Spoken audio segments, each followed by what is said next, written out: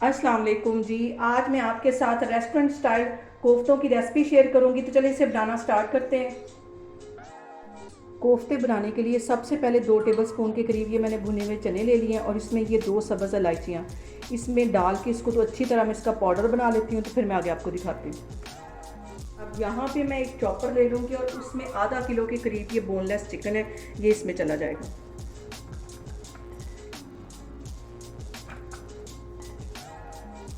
एक प्याज medium size का था, उसको भी बिल्कुल मैंने बारीक चॉप कर लिया है, ये इसमें चला जाएगा।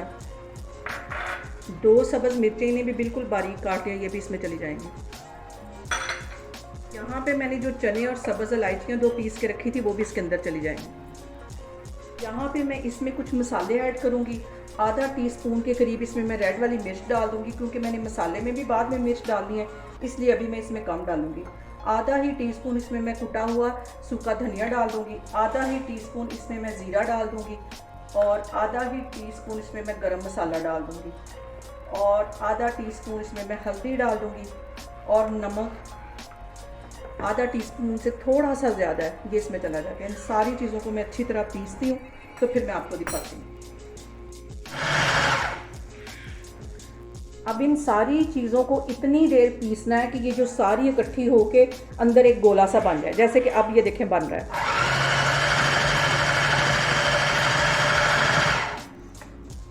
हाथों को मैंने ऑयल लगा लिया है और इसके बिल्कुल ऐसे गोल गोल से कोफ्ते बना बना के तो इसमें हल्की आग पे बिल्कुल इसको फ्राई करते जाना है।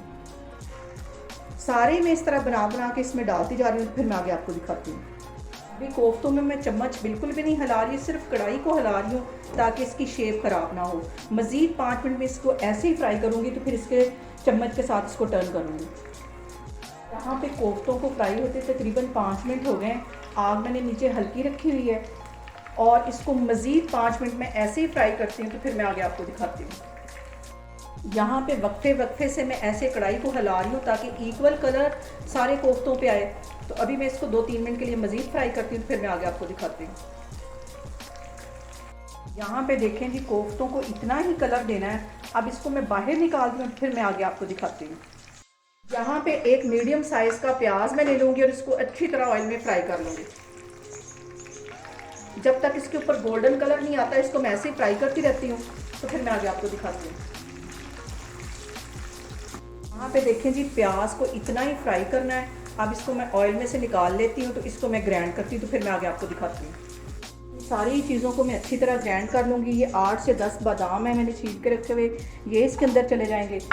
और एक ये दरमियाने साइज़ का टमाटर है, इसको भी मैंने चॉप में काट लिया। प्याज मैंने अभी फ्राई किया, ये भी इसके अंदर चला जाएगा।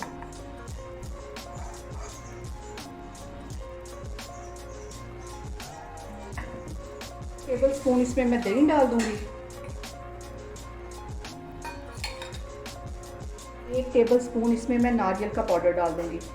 सारी ही चीज़ों को अच्छी तरह ग्राइंड कर लेना है, तो फिर मैं आगे आपको दिखाती हूँ। यहाँ पे आधी प्याली के करीब मैंने कुकिंग ऑयल एक कढ़ाई में डाल दिया। 1 टेबल स्पून इसमें मैं लहसुन और अदरक का पेस्ट डाल दूँगी। इसको भी 1 मिनट के लिए अच्छी तरह इसमें फ्राई करूँगी। लहसुन और अदरक को 1 मिनट के लिए इसमें फ्राई करना है, इसको काला नहीं इसमें करना। और इसके अंदर ये जो मैंने पेस्ट बना के रखा हुआ था, ये भी इसमें चला जाएगा। इसको भी अच्छी तरह 10 मिनट के लिए इसमें भूनना है। ये थोड़ा सा इसमें पानी डाल के मैं इसके अंदर मिक्स कर दूँगी, क्योंकि इसके अंदर काफ़ी मसाला लगा हुआ था, तो ये भी इसके अंदर चला जाएगा। इसको अच्छी तरह भूनना है, तकरीबन 10 मिनट इसको भूनना है। मसाला मैं बिल्कुल हल्की आग के ऊपर भून रही हूँ, आग इसकी तेज़ नहीं करनी और हल्की आग पे इसका मसाला भूनना, ताकि इसका सारा जो कच्चापन है वो ख़त्म हो जाए। यहाँ पे मैं कुछ मसाले ऐड करूँगी। आधा टीस्पून के करीब इसमें मैं रेड वाली मिर्च डाल दूँगी, क्योंकि मैंने कोफ्तों में भी रेड मिर्च डाली हुई है, इसलिए अभी मैं आधा टीस्पून ही डालूँगी। और आधा टीस्पून से भी कम ये हल्दी डाल दूँगी। टीस्पून इसमें मैं काली मिर्च पिसी हुई डाल दूँगी और आधा टीस्पून इसके अंदर मैं ये गरम मसाला डाल दूँगी। अंदर साथ साथ मैं पानी का छींटा देती जा रही हूँ ताकि ये मसाला हमारा जले नहीं। 1 टीस्पून इसमें मैं नमक डाल दूँगी और आधा टीस्पून में ये कुटा हुआ सूखा धनिया डाल दूँगी। इन सारी चीज़ों को अच्छी तरह मिक्स कर लेना है और कम से कम 10 मिनट के लिए मसाले को हल्की आग पे भूनना है। और साथ साथ इसमें पानी का छींटा देते जाना है कि मसाला नीचे लगे भी ना और जले भी ना। यहाँ पे आधा टीस्पून से भी कम मैं ये कश्मीरी मिर्च डालने लगी हूँ, इससे इसका कलर बहुत अच्छा आ जाएगा। और इसको भी इसके अंदर मिक्स कर दूँ। यहाँ पे मसाले को हल्की आग पे भूनते हुए तकरीबन मुझे 10 मिनट हो गए।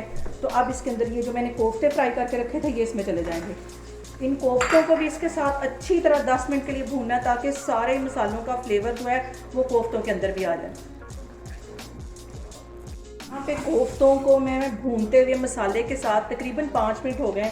5 मिनट आपने मज़ीद इसको ऐसे ही भूनना है और वीडियो को आपने बिल्कुल भी स्किप नहीं करना, ताकि एक एक चीज़ को आप अच्छी तरह फॉलो कर सकें। और मेरी रेसिपीज़ बनाते हुए आपने बिल्कुल भी घबराना नहीं।